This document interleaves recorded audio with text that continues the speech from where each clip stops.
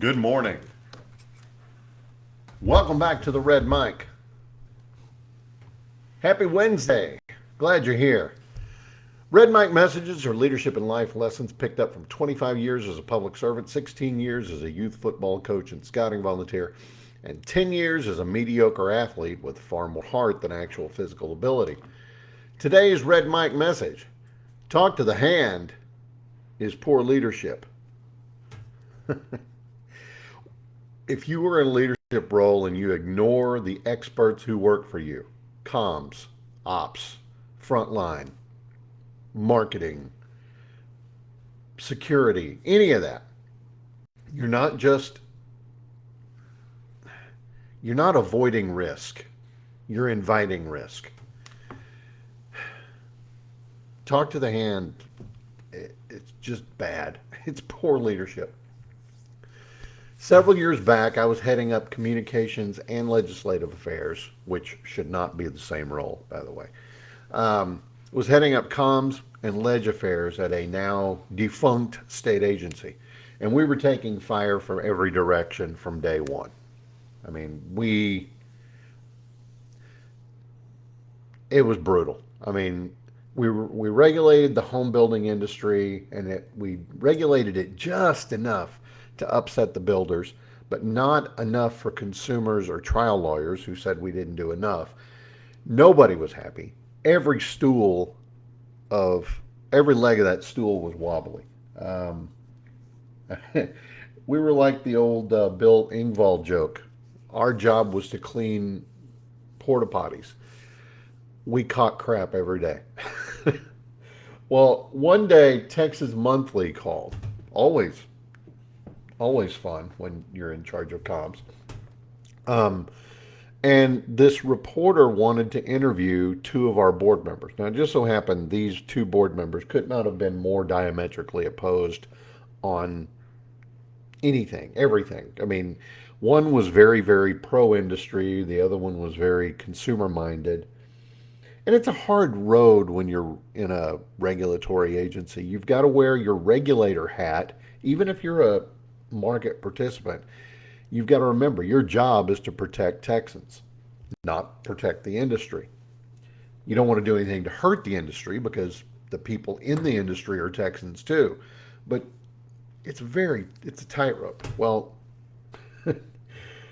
these two guys, I know they had best interests at heart. They were, but again, too far into the spectrum.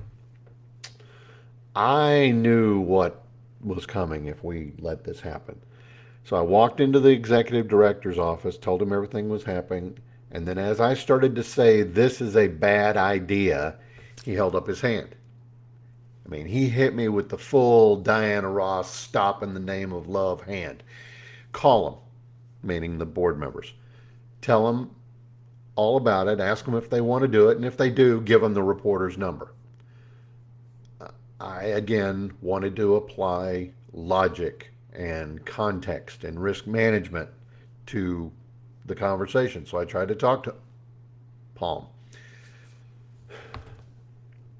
So I did what I was told. I called both board members. I told both of them, I've been a reporter. I've been in comms. I've been doing this for a while. This is a bad idea. They both called the reporter anyway. And the article, well, it was worse than I could have possibly feared. I mean, it wasn't just a hit piece, it was a wrecking ball. Miley Cyrus could have been writing on that thing. It didn't just hit the fan. What hit the fan splattered in every direction. Yeah. Everybody involved, stem to stern, came out looking disorganized, conflicted, out of touch, and it created a narrative that we were never able to undo. Now, here's what I got from that. If you have a communications professional at the table, someone with real world experience, instincts for narrative, a sense of how your words are going to land in public, don't treat them like a glorified press release writer or a social media minion. Consult them, heed them, Respect them. And that doesn't just apply to comms, though. It applies to every part of your organization.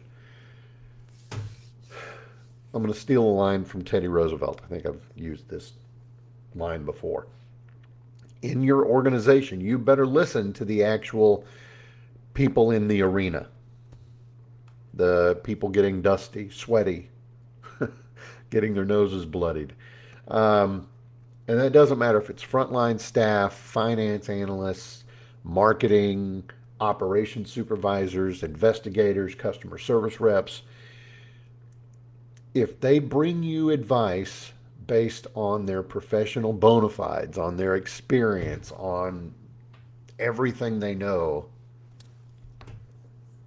ignore them at your own peril. If you ignore them and then everything blows up, that's on you. You hire these people to be professional. Why would you not listen to them? Why would you not use their strengths, their experience, their knowledge? Why would you not make that part of what you'll do? Don't understand it. Leadership is not about having all the answers. It's about knowing enough to know when you don't and when someone else does. And then you got to have the humility to listen before you wave them off with that Diana Ross hand. And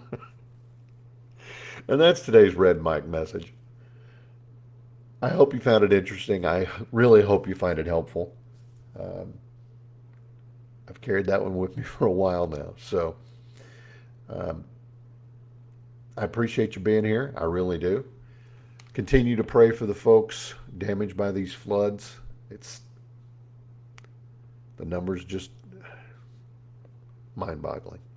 Anyway, I love you guys. Thanks for being here. Don't forget, life is short. Drink the bourbon. I'll see you tomorrow.